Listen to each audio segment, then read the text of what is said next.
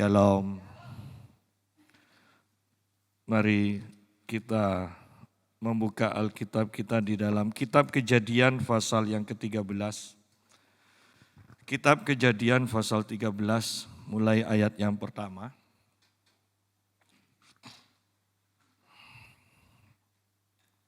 Abram dan Lut berpisah. Maka pergilah Abram dari Mesir ke tanah Negeb dengan istrinya dan segala kepunyaannya. Dan Lut pun bersama-sama dengan dia. Adapun Abram sangat kaya, banyak ternak, perak dan emasnya. Ia berjalan dari tempat persinggahan ke tempat persinggahan. Dari tanah Negeb sampai dekat Betel, di mana kemahnya mula-mula berdiri antara Betel dan Ai. Ke tempat mezbah yang dibuatnya dahulu di sana. Disitulah Abram memanggil nama Tuhan. Juga Lut yang ikut bersama-sama dengan Abram mempunyai domba dan lembu dan kemah. Tetapi negeri itu tidak cukup luas bagi mereka untuk diam bersama-sama, sebab harta milik mereka amat banyak. Sehingga mereka tidak dapat diam bersama-sama. Karena itu terjadilah perkelahian antara para gembala Abram dan para gembala Lut. Waktu itu orang Kanaan dan orang Feris diam di negeri itu. Maka berkatalah Abram kepada Lut, "Janganlah kiranya ada perkelahian antara aku dan kau, dan antara para gembalaku dan para gembalamu. Sebab kita ini kerabat, bukankah seluruh negeri ini terbuka untuk engkau? Baiklah, pisahkanlah dirimu daripadaku. Jika engkau ke kiri, maka aku ke kanan. Jika engkau ke kanan, maka aku ke kiri." Nah, kita berhenti sampai sini dulu. Ini adalah cerita tentang perpisahan antara Abram dan Lut. Dan seharusnya memang Abram dan Lut seharusnya tidak kumpul dari awal, ya. Jadi ketika Kejadian pasal 12 Abram mendapat panggilan dari Tuhan untuk keluar dan mengikuti pimpinan Tuhan, sebenarnya Tuhan katakan bahwa dia harus keluar dari keluarganya. Dan itu Abram lakukan, tetapi di pasal 12 dikatakan ayat yang keempat itu, lalu pergilah Abram seperti yang difirmankan Tuhan kepadanya. Dan Lut pun ikut bersama-sama dengan dia. Ingat, kemungkinan besar bukan inisiatif Abram untuk mengajak Lut. Tetapi kalau dari ayat ini kita lihat bahwa Lut yang ikut dengan Abram. Ya. Nah, kemudian kalau kita perhatikan perjalanan Abram ketika terjadi kelaparan, Abram itu pergi ke Mesir. Ya, Abram pergi ke Mesir dan di Mesir ternyata Firaun itu melihat Sarai yang cantik dan berniat untuk mengambil Sarai menjadi istrinya karena Abram berkata bahwa Sarai itu adalah saudaranya. Dan di sini pun saya percaya Lut pun ikut. Ya, Lut ikut. Nah, karena Firaun menginginkan Sarai yang dia pikir adalah adik dari Abram, maka Firaun memberikan banyak pemberian kepada Abram. Di sini ayat yang ke-16 dikatakan, Firaun menyambut Abram dengan baik-baik karena ia mengingini perempuan itu, maksudnya Sarai, istri dari Abram yang Abram katakan itu adalah adiknya. Dan Abram mendapat kambing domba, lembu sapi, keledai jantan, budak laki-laki dan perempuan, keledai betina dan unta. Nah, saya percaya bahwa Abram mulai menjadi sangat kaya itu di sini. Ya. Dan karena Lut ada di sana, juga Lut adalah keponakan Abram, dia kecipratan. Ya, kecipratan. Sehingga kalau kita lihat di pasal yang ke-13 kemudian, Abram dikatakan sangat kaya, tetapi Lot tidak dikatakan sangat kaya juga. Yang sangat kaya itu Abram. Ya. Yang kedua dari pasal 13, kita lihat di sini. Adapun Abram sangat kaya, banyak ternak, perak, dan emasnya. Dan sebagian atau sebagian besar kita tahu ini adalah pemberian dari Firaun. Ya.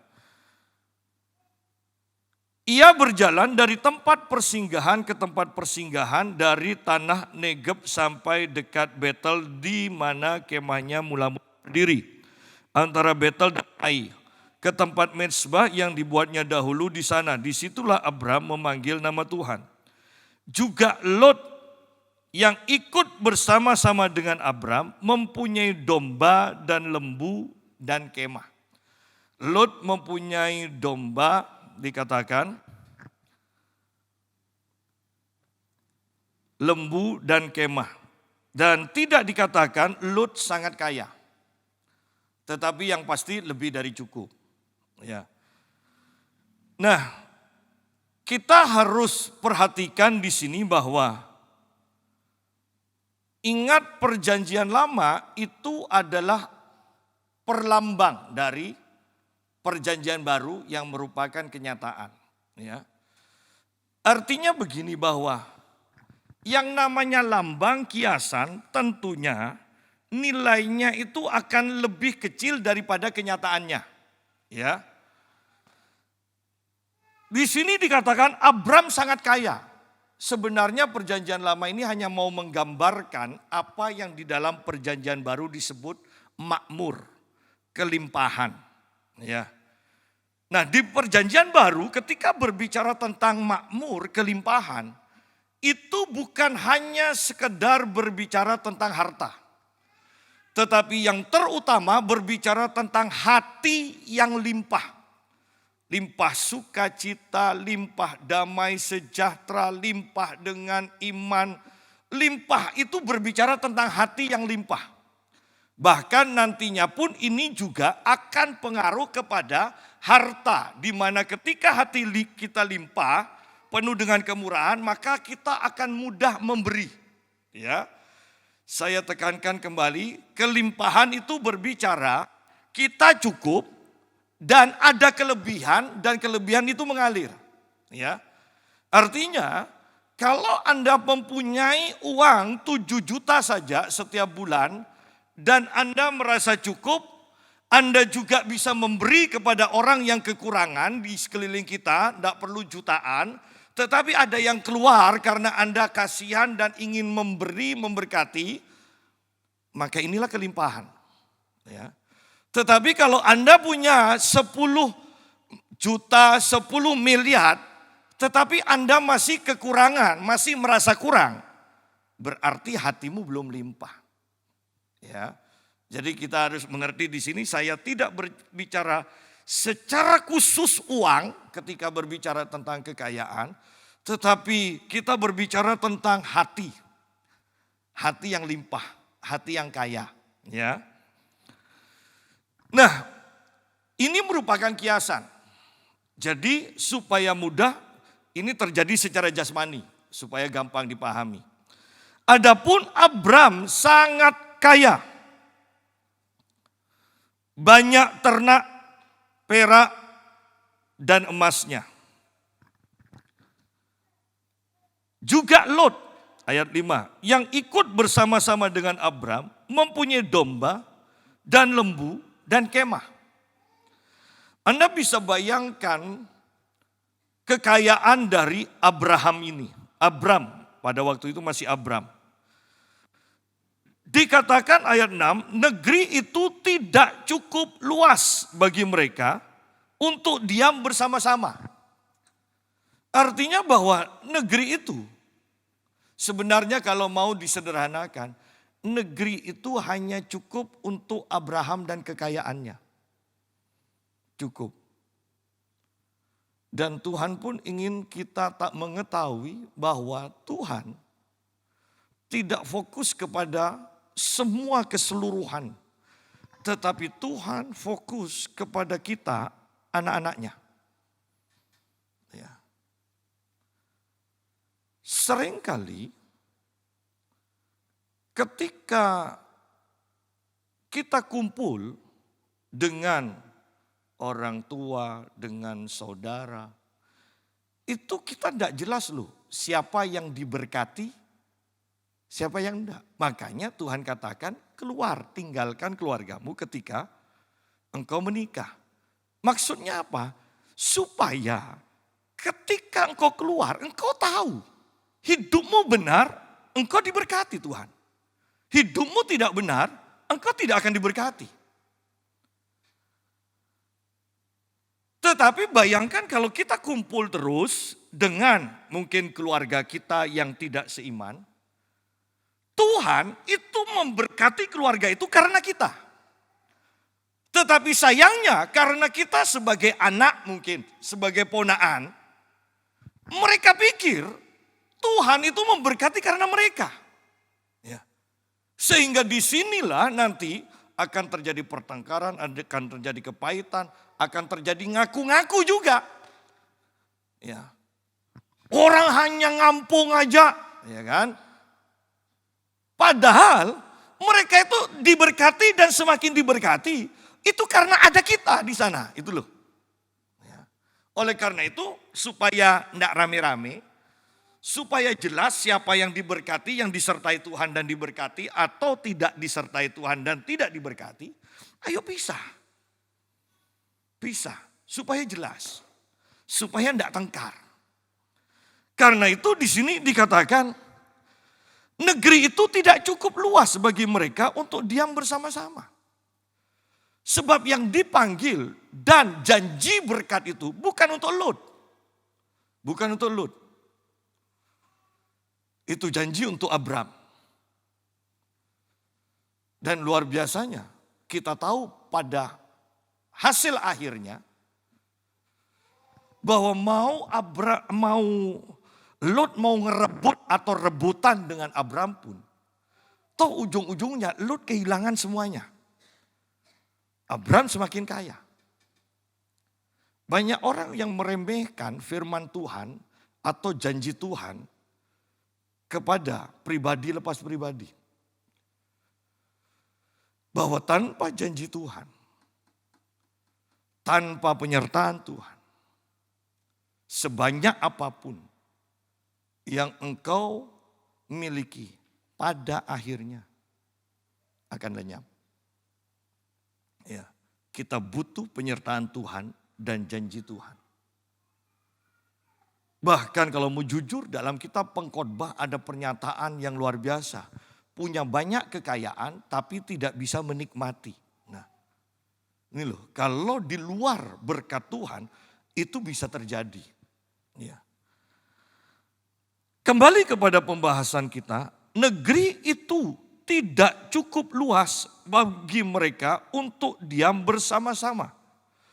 Sebab harta milik mereka amat banyak. Sehingga mereka tidak dapat diam bersama-sama.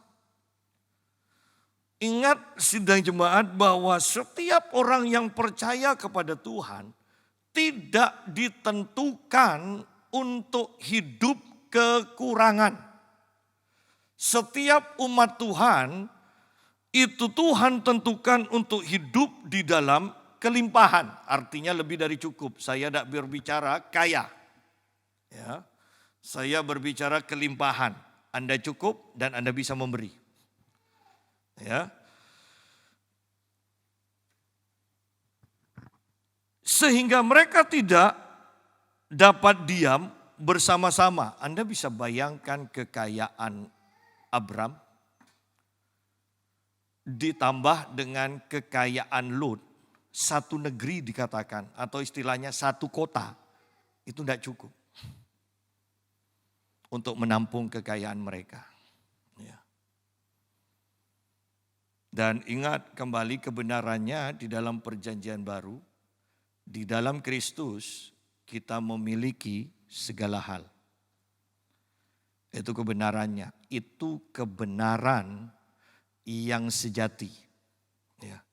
Di dalam kekayaan, di dalam Kristus. Karena setelah kita mati dan dibangkitkan nanti, kita tetap hidup di dalam kekayaan Kristus.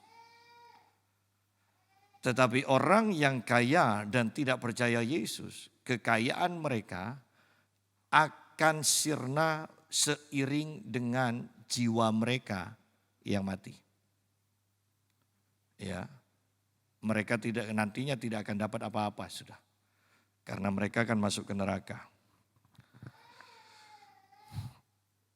Sehingga mereka tidak dapat diam bersama-sama. Karena itu terjadilah perkelahian antara para gembala Abram dan para gembala Lut. Bersyukur di sini yang bertengkar itu sebenarnya bukan Abram dan Lut, tetapi para gembalanya. Tetapi kalau kita perhatikan, kira-kira yang mau merebut daerah untuk kambing dombanya, untuk bisa makan rumput yang hijau, yang segar. Yang pasti ingin ngerebut itu kan yang sedikit kan, yang punya sedikit daripada yang lebih kaya. Ya. Ingin menyamai. Tetapi sungguh kita sampai di sini tetap masih bersyukur. Kenapa? Bukan Abram dan Lut yang bertengkar.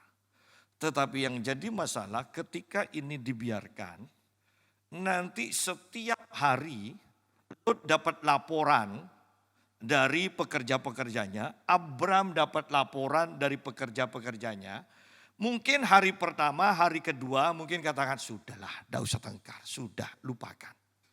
Tapi Anda bisa bayangkan kalau setiap hari dapat laporan terus, sebulan dapat laporan, panas juga loh. Ya, panas juga. Untungnya Tuhan juga mengatakan pada kita, kalau marah jangan sampai matahari terbenam.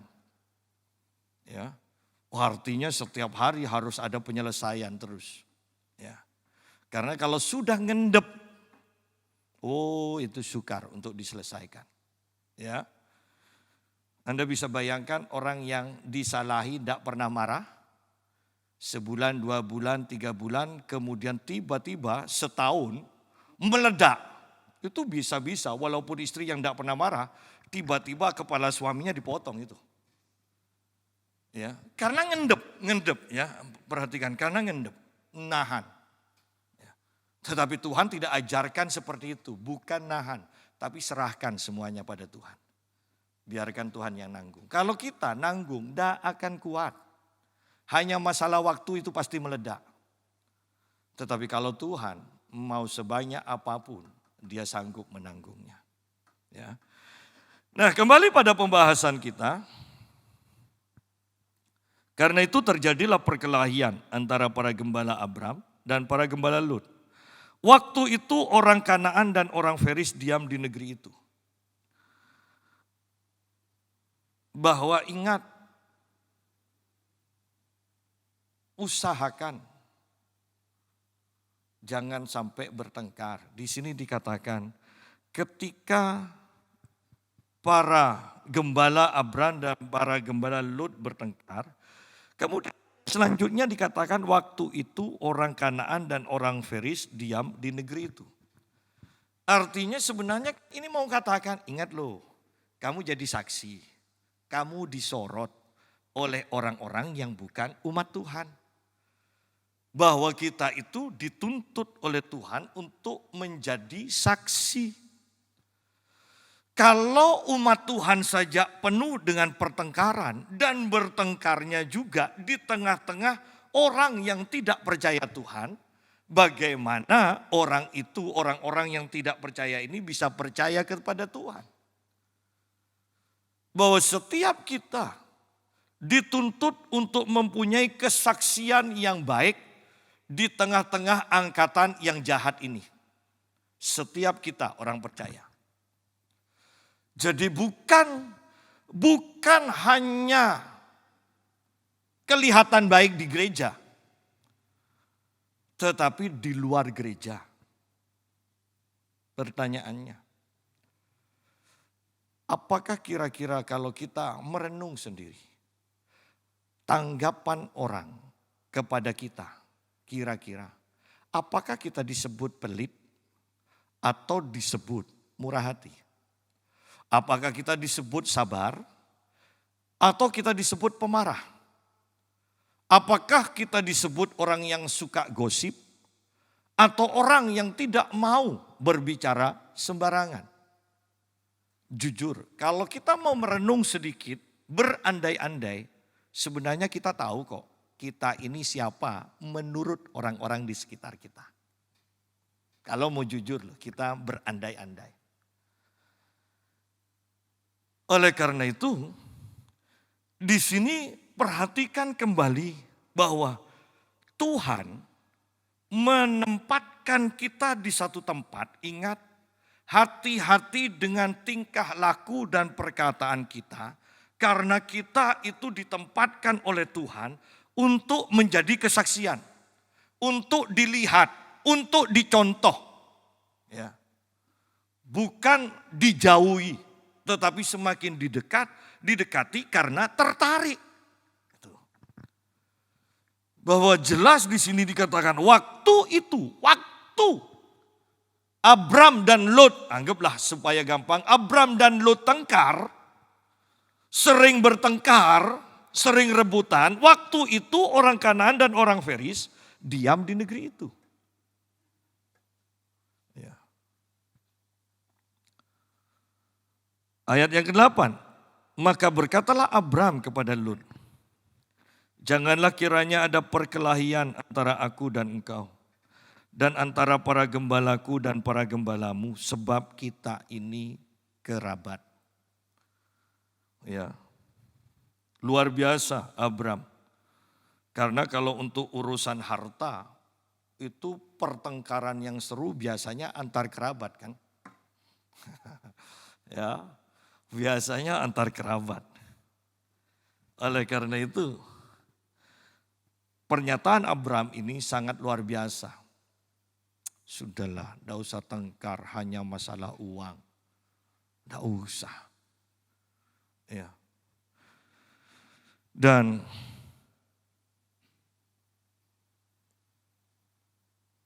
inilah yang membuat kita berpikir, tidak salah Tuhan untuk memilih Abram. Tidak salah, inilah karakter Abram. Bukankah seluruh negeri ini terbuka untuk engkau? Baiklah, pisahkanlah dirimu daripadaku. Jika engkau ke kiri, maka aku ke kanan. Jika engkau ke kanan, maka aku ke kiri. Sidang jemaat, bahwa Abram tidak mempertahankan untuk selalu hidup bersama dengan Lot. Bahwa lebih penting kita itu berhidup berjauhan tapi tidak bertengkar. Daripada kita ngumpul terus, tengkar terus. Ya kan? Jangan salah meresponi apa yang saya khotbahkan. Berarti kalau suami istri tengkar, katanya Pak Yusa, lebih baik cerai, lebih baik tengkar daripada ngumpul penuh dengan pertengkaran. Tidak, bukan maksud saya seperti itu. Ya, tetapi kalau keluarga, kalau saudara sudah besar-besar, sudah berpenghasilan sendiri, kalau memang kau tidak bisa rukun bersama, lebih baik pisah. Ya. Tapi kalau suami istri, lebih baik puasa bareng aja lah. Ya, kalau sudah kelaparan kan tidak mungkin saling nyerocos. Ya. Nah, kembali kepada pembahasan kita. Yang saya sedih ketika mempelajari ini adalah ini. Ayat 10. Lalu Lot melayangkan pandangnya dan dilihatnya lah bahwa seluruh lembah Yordan banyak airnya sehingga taman Yordan Lot melayangkan pandangannya dan dilihatnya lah bahwa seluruh lembah Yordan banyak airnya seperti taman Tuhan. Seperti tanah Mesir sampai ke Suar. Hal itu terjadi sebelum Tuhan memusnahkan Sodom dan Gomora. Sebab itu Lot memilih baginya seluruh lembah Yordan itu, lalu ia berangkat ke sebelah timur dan mereka berpisah. Seharusnya kan Lot ini yang ikut Abram kan. Kemudian Lot lebih muda. Mau dari segi umur dari Abraham, mau dari segi tingkatan keluarga. Dia lebih muda, dia keponakan. Seharusnya kan Lot katakan, Om, jangan seperti itulah Om, lebih baik Om aja yang milih dulu, saya kan lebih muda. Sopan santunnya seharusnya kan seperti itu kan. Apalagi aku kan hanya ikut Om. Ya. Om yang milih dulu baru nanti aku. Nah, seharusnya kan seperti itu. Tapi lihat di sini bahwa hati Lot itu memang tidak benar. Pak Yusak jangan katakan tidak benar lah. Kan Alkitab katakan Lot ini orang yang benar. Di sisi yang lain, dia masih dikategorikan orang yang benar. Tetapi ingat loh, Lot itu memilih tinggal di dekat Sodom, ya, di dekat Sodom. Kemudian kalau Anda baca lagi pasal selanjutnya, dikatakan Lot tinggal di Sodom. Ya. Kemudian kalau Anda baca lagi beberapa pasal selanjutnya, dikatakan Lot duduk di pintu gerbang Sodom. Berarti dia sudah jadi pemimpin. Ingat Sodom adalah orang-orang yang kota yang dipenuhi dengan orang hampir bisa dikatakan semuanya. Hanya keluarga Lot saja yang tidak termasuk homo. Ya. Semuanya itu homo. Itu Sodom. Anda bisa bayangkan kalau memang Lot adalah orang yang benar benar-benar ini benar. Apakah bisa tahan tinggal di dekat Sodom? Malah bukan menjauh, awalnya di dekat. Baiklah di dekat, ya. Di sini menetap di kota-kota lembah Yordan dan berkemah di dekat Sodom, ayat yang ke-12. Kemudian Anda perhatikan juga pasal 14 ayat 12, juga Lot anak saudara Abram beserta harta bendanya dibawa musuh, lalu mereka pergi sebab Lot itu diam di Sodom. Kemudian pasal 19 ayat yang pertama, kedua malaikat itu tiba di Sodom pada waktu petang. Lalu Lot sedang duduk di pintu gerbang Sodom. Pintu gerbang itu berbicara tentang orang yang duduk di pintu gerbang, berarti adalah pemimpin kota itu. Ya. Dan Lot ada di sana. Bayangkan kalau kita memang orang benar, tinggal di dekatnya saja, lihat itu sudah tidak enak pasti hati kita. Kok ini bukannya menjauh ketika tidak enak kan? Justru Lot ini masuk lebih dalam lagi. Bahkan dipilih menjadi pemimpin. Berarti Lot kan hidupnya berkompromi. Kalau bisa dipilih sebagai pemimpin di kota yang 99% homo, berarti dia kompromi dong. Tetapi pelajaran yang lebih lagi yang harus kita perhatikan. Bahwa seperti di 2 Korintus pasal yang ke-6. Alkitab katakan keluar dari kumpulan itu. Keluar supaya aku jadi Allahmu. Engkau menjadi umatku, aku menjadi bapamu. Engkau menjadi anakku, keluar. Kalau engkau tidak keluar, aku tidak bisa jadi bapakmu. Aku tidak bisa menjadi Allahmu. Tetapi Lot bukannya keluar, bahkan seharusnya ketika Lot ditawan, seluruh Sodom itu ditawan, dan dibebaskan oleh Abram, seharusnya Lot kan sudah sadar. Duh, iya aku salah ada di Sodom. Ya. Seharusnya dia keluar. Dia tidak, kembali lagi ke Sodom. Dan menjadi pemimpin malah. Bahwa dalam kehidupan ini sidang jemaat, jangan berkompromi atau jangan main-main. Anda katakan ketika kita dekat dengan dosa, alah tidak mungkinlah saya kena. Jangan. Jangan berkompromi. Ya. Jangan berkompromi. Memangnya koruptor itu dari awal sudah ingin menjadi koruptor?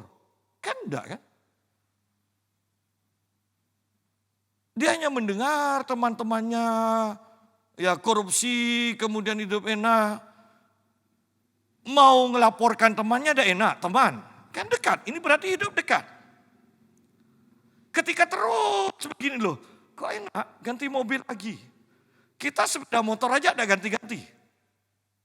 Kemudian Anda mulai masuk dengan pemikiran. Satu kali lagi, satu kali. Saya tidak akan ada kedua kali. Satu kali cukup, saya tidak akan ulang. Ya kan? Ini kan, wah ini korupsi besar-besaran, satu kali cukup.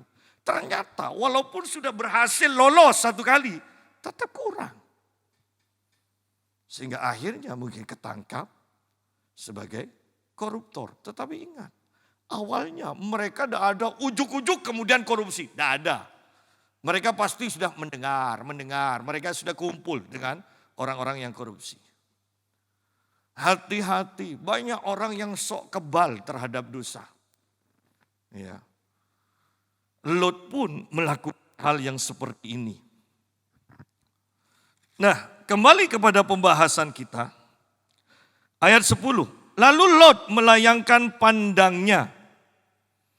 Dan dilihatnya lah bahwa seluruh lembah Yordan banyak airnya seperti taman Tuhan.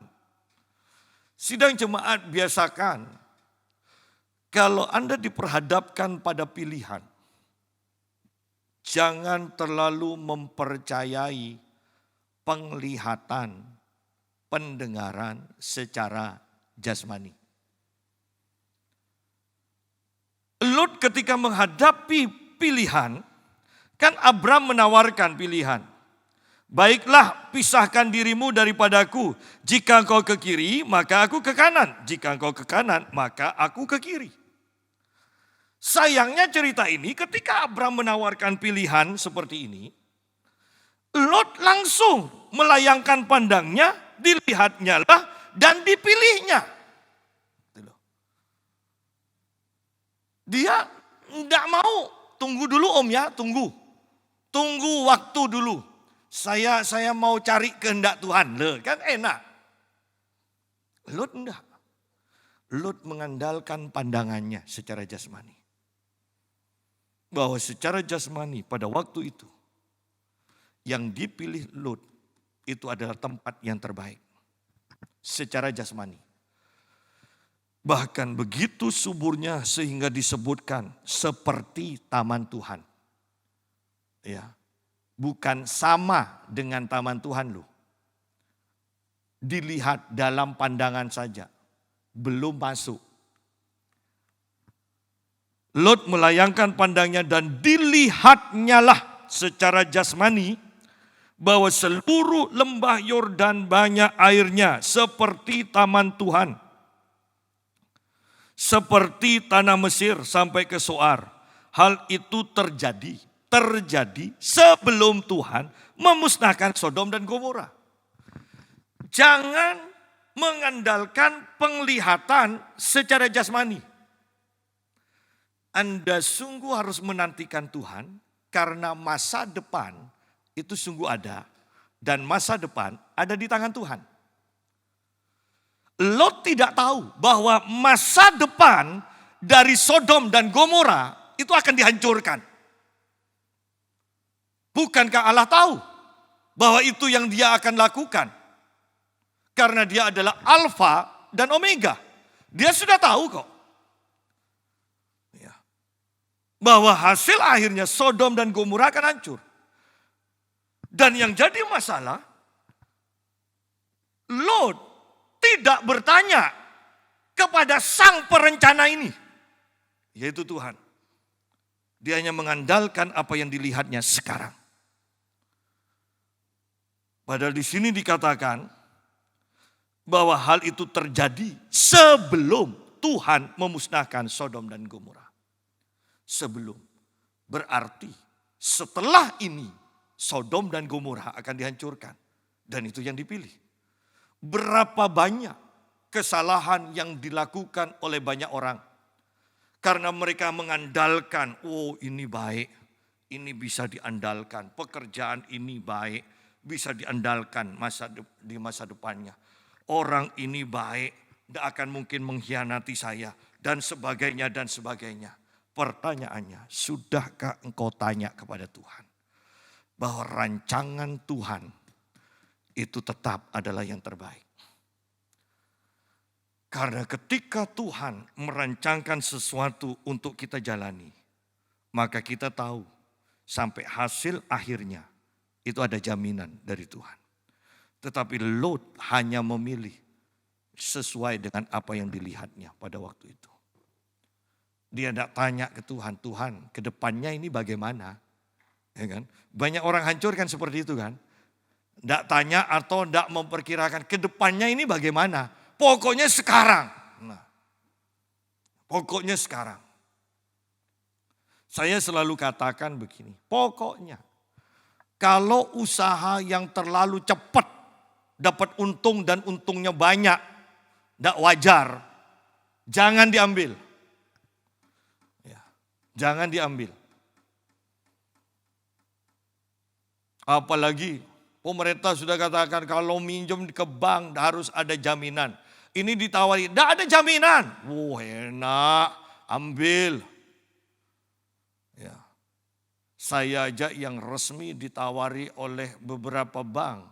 Ayolah Pak bantu kami pinjam ini ada ini 150 juta tanpa jaminan.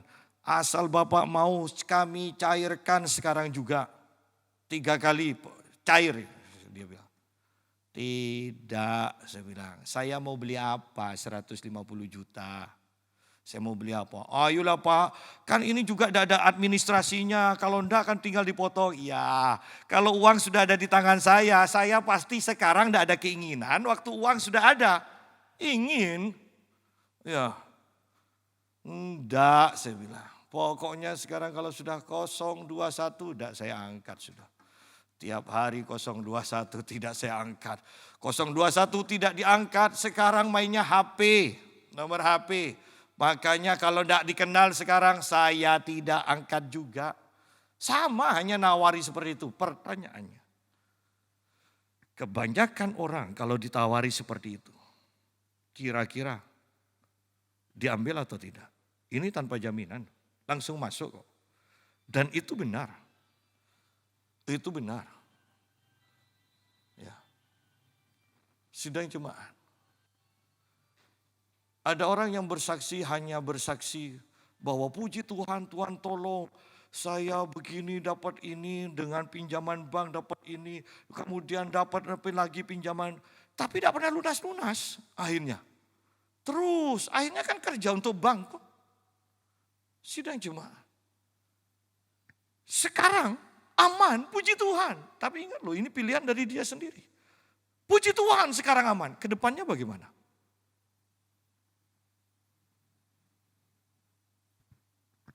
John Evans ini mengatakan begini. Hidup dengan uang cash itu enak. Ya, John Evans ini katakan seperti itu. Orang yang disebut sebagai rasul keuangan.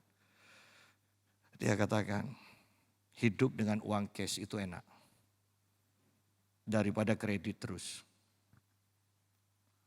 Ya, hati-hati di sini. Bahwa jangan hanya karena kita pandang sekarang enak. Kita tidak tahu ke depannya. Lot kesalahannya ini. Ya, dia melihat hanya yang sekarang. Sebab itu ayat 11, Lot memilih baginya seluruh lembah Yordan itu, yang seperti taman Tuhan itu. Lalu ia berangkat ke sebelah timur dan mereka berpisah. Abram menetap di tanah Kanaan. Abram menetap di tanah Kanaan, tetapi Lot menetap di kota-kota lembah Yordan dan berkemah di dekat Sodom. Nah, Lot selesai, sekarang Abram. Oh, masih ada lanjutannya ayat 13, adapun orang Sodom sangat jahat dan berdosa terhadap Tuhan. Di sini Lot tidak perhatikan. Tetapi sayangnya juga ketika Lot sudah hidup di dekatnya, ternyata ini diabaikan. Harta lebih penting daripada pergaulan menurut Lot saat itu. Sidang jemaah, saya mau tekankan bahwa dengan siapa engkau bergaul itu sangat penting bagi dirimu dan juga bagi Tuhan dalam rancangannya bagi kita. Ya. Mungkin kita katakan, kan kita dengan siapa saja bisa bergaul Pak Yusa. Kita tidak boleh beda-bedakan, iya. Tetapi dengan satu prinsip, bahwa kita adalah garamnya yang akan mempengaruhi. Tapi kalau pergaulan itu bisa membuat kebiasaan kita yang baik dengan Tuhan ini luntur, lebih baik jangan bergaul. Kita boleh bergaul dengan siapa saja, iya kalau kita adalah terangnya. Tapi kalau pergaulan ini hanya membuat terang kita menjadi semakin redup-redup dan kita sama menjadi gelap dengan mereka, lebih baik jangan bergaul. Karena pada akhirnya mungkin di sini kita kehilangan segalanya, harta. Tetapi selanjutnya yang lebih parah, jiwa kita pun akan hilang. Adapun orang Sodom sangat jahat dan berdosa terhadap Tuhan. Lot tidak jahat, ya baiklah Lot tidak jahat. Tetapi karena kumpul dengan orang jahat, harta bendanya semuanya habis, bahkan istrinya pun mati. Ya. Belum cukup, Lot masuk ke dalam persetubuhan yang tidak benar, yaitu dengan anak-anaknya sendiri.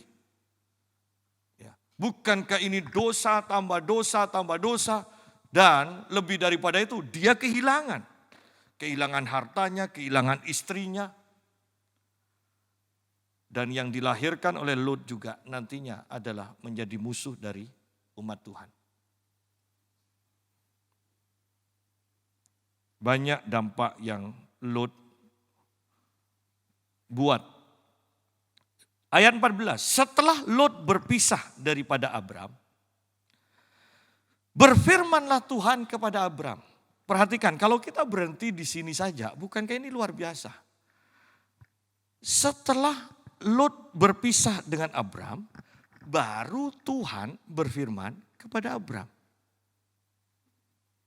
Bukankah penting waktu-waktu tertentu kita menyendiri dengan Tuhan, keluar dari lingkungan kita, kemudian menyendiri dengan Tuhan, dan Tuhan berfirman. Ya. Seringkali kita terlalu mengatakan saya sibuk, tidak bisa menyendiri dengan Tuhan. Lihat ketika Lot meninggalkan Abram, baru Tuhan ketika Abram sendiri, menurut versi saya, supaya mudah dimengerti, ketika Abram sendiri, baru Tuhan berfirman. Ya. Setelah Lot berpisah daripada Abram, berfirmanlah Tuhan kepada Abram.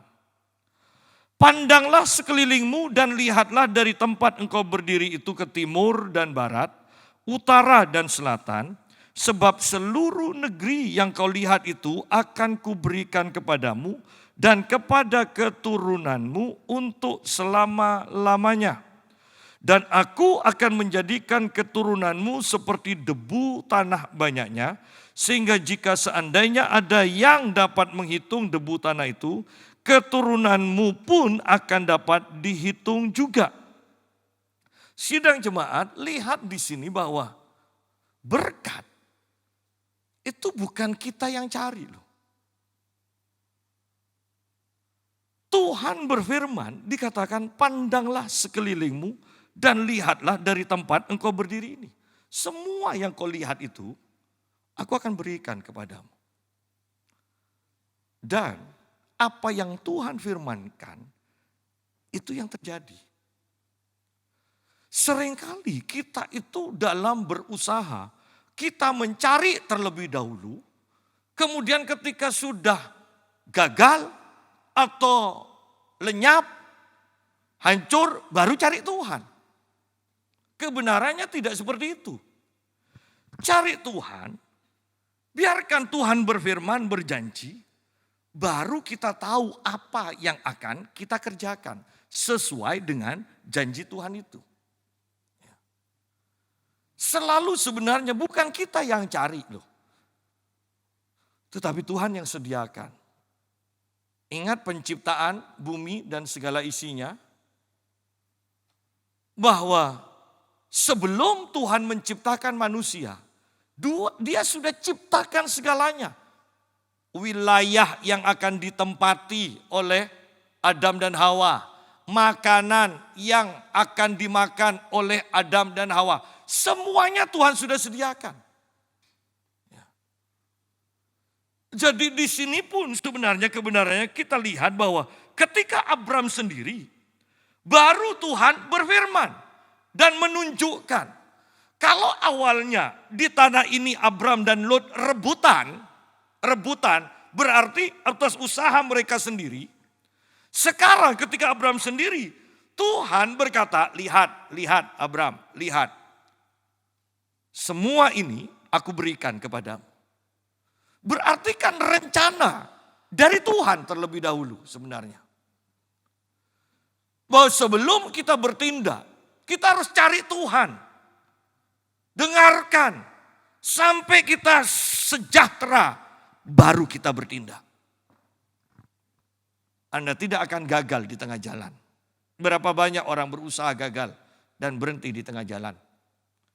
Dan kemudian mengatakan, ya memang ekonomi semakin sukar. Iya, oh iya.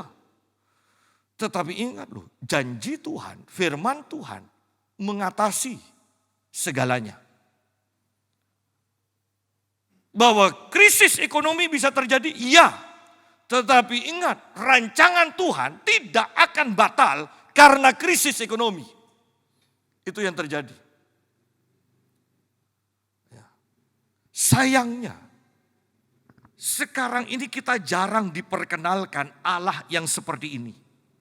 Sayangnya, kita ini jarang mau mendekat dan memahami dan mengenal Allah yang seperti ini.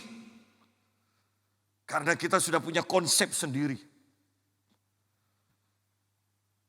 Sidang jemaat, mari kita mulai kembali kepada kebenaran firman ini. Bahwa Tuhan yang berjanji. Tuhan yang mengarahkan Abram. Ayat yang ke-17. Bersiaplah. Jalanilah negeri itu menurut panjang dan lebarnya. Sebab kepadamulah akan kuberikan negeri itu. Bukankah kalau kita pelajari sebenarnya firman Tuhan. Dari perjanjian lama, awal perjanjian lama sampai akhir perjanjian baru. Semua ini hanya cerita tentang anugerah Tuhan kok. Pemberian kan? Di sini, kepadamulah akan kuberikan negeri itu. Bahwa Tuhan memberikan, jalani Abram, jalani aja. Jalani. Sebab aku sudah memberikan itu kepadamu. Cari Tuhan. Tidak usah tengkar soal berkat. Tidak usah rebutan. Luar biasa bukan Tuhan Abram ini. Dia tidak rebutan dengan Lut. Tidak. Pilih aja lah kamu. Apa yang tidak dipilih oleh Lut. Ternyata itu adalah berkat Tuhan. Prinsip dunia kan enggak. Siapa yang memilih terlebih dahulu, siapa yang memulai terlebih dahulu, oh dia akan menang. Oh Tuhan tidak. Siapa yang mendengarkan firman, siapa yang mendapat janji Tuhan, dia yang menang. Ya. Sesudah itu Abram memindahkan kemahnya dan menetap di dekat pohon-pohon tarbantin di Mamre, dekat Hebron. Lalu didirikannya mezbah di situ bagi Tuhan. Di sini loh kehidupan Abraham yang sangat menarik. Bahwa dalam setiap tempat yang disinggahi, setiap pergantian perikop, bahkan selalu Anda akan membaca Abram membangun mezbah. Jangan lupakan doa. Sederhananya itu, jangan lupakan doa. Jangan lupakan doa. Bahwa kalau kita perhatikan Abram menjadi kaya, Abram diberkati semuanya. Sebenarnya tidak akan pernah lepas dari gaya hidup Abraham. Membangun mezbah. Membangun mezbah. Banyak orang bahkan membangun mezbah berhenti di tengah jalan. Ada orang yang punya kehidupan doa sudah 3 tahun kemudian berhenti. Ada orang punya kehidupan doa sudah 10 tahun kemudian berhenti. Sidang jemaat, kalau kehidupan doamu berhenti di tengah jalan walaupun sudah 25 tahun, Anda gagal. Kehidupan doa itu berhenti ketika kita sudah mati. Ingat. Sebelum itu terjadi dan kita berhenti, sebelum kita mati kita sudah berhenti doa. Kita orang Kristen yang gagal. Bahwa hanya ketika kita sendiri, kita akan mendapatkan janji-janji Tuhan kembali. Ketika kita sendiri, kita dapatkan janji Tuhan. Kita tidak bisa lepas dari Tuhan. Tadi pagi saya di WA dan dikatakan, Pak boleh saya telepon sebentar. Oh iya bisa. Dan ibu yang saya layani terus saya layani. Karena yang kena santet itu sekarang tangannya sudah membaik kembali. Tetapi ada kalanya masih walaupun hanya sebentar. Dia katakan panas, gatal. Dan dia katakan, saya katakan yang penting tenang Bu. Tenang kemudian tengking. Tenang, tengking. Dan sekarang dia mulai tenang. Dia katakan tadi malam dia mimpi. Dan dia mimpi ada seorang nenek tua. Dan ketika saya melayani pelepasan dia, istri saya pun melihat mukanya jadi seperti nenek. Ada seorang nenek tua yang pakai kundi dan pakai baju hitam. Dia bilang, itu berusaha untuk masuk ke dada saya. Dia bilang, dia mau masuk, saya hanya katakan di dalam mimpi saya itu, darah Yesus, darah Yesus. Dan suami saya hanya lihat saya itu nyebut darah Yesus, tapi dibanguni juga tidak bangun-bangun, dia bilang. Saya katakan, ibu itu bukan hanya sekedar mimpi, itu kejadian yang sebenarnya di alam roh. Tetapi karena ibu sudah melihat muka dari yang nyantet itu roh jahatnya, yakinlah sebentar lagi itu sudah lenyap semua. Karena sudah jelas roh jahatnya seperti apa, dukunnya seperti apa. Ya Pak, ini tadi pagi pun hanya sebentar panasnya, iya. Dan tetap tangannya sudah mulai kering-kering dan sudah mulai mulus kembali. Dan saya mau tekankan kembali, jangan berhenti berdoa.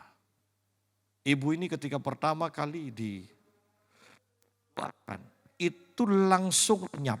Jadi luka-lukanya semuanya mulus. Tetapi sekitar 10 hari 2 minggu, dia telepon lagi, dia tunjukkan tangannya lebih parah. Dan kami doakan lagi. Pertemuan selanjutnya itu malah dia manifest seperti ular, mukanya berubah jadi seperti nenek-nenek. Ya. Dan kami terus berdoa, dia terus berdoa. Yang saya mau tekankan kembali, lihat bahwa bahkan dalam pertempuran seperti ini saja kita tidak cukup hanya satu kali berdoa dan berhenti. Saya bahkan katakan, Ibu, yang terpenting saya melihat bukan hanya Ibu bebas dari roh santet ini, tetapi yang terpenting adalah saya melihat ketenangan sekarang yang Ibu miliki. Tidak gampang takut, tidak gampang khawatir. Ini menandakan kemajuan di dalam iman. Dan untuk menghadapi hal-hal yang lain ke depannya, kalau ketenangan di dalam Tuhan ini Ibu miliki, semuanya akan selesai, saya katakan. Nah, dalam kehidupan sekarang pun saya mau tekankan, ingat, tidak ada tempat yang aman. Jangan katakan sudah selesai.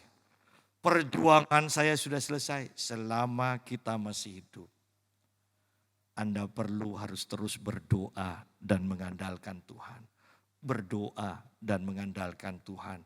Berdoa, tunggu janji Tuhan, baru bergerak. Berdoa, tunggu janji Tuhan, baru bergerak. Seperti itu rumusnya, tidak akan pernah berubah. Banyak orang yang kecewa dengan Tuhan sehingga meninggalkan kebiasaannya yang baik. Yaitu rajin ke gereja, berdoa, baca firman. Mereka kecewa dan sudah tidak berdoa lagi. Kebiasaan doanya sudah ditinggalkan. Kebiasaan baca Alkitabnya sudah ditinggalkan. Mereka kecewa. Kecewa kepada si A, kecewa kepada si B, bahkan akhirnya kecewa kepada Tuhan. Mereka tidak akan pernah bangkit lagi. Karena yang bisa membangkitkannya hanya Tuhan saja. Ketika kita mendekat pada Tuhan, Tuhan akan berikan janjinya lagi. Dan Tuhan akan kata, jalani sekarang. Aku memberikan ini kepadamu. Dan kita akan dipulihkan. Tuhan memberkati.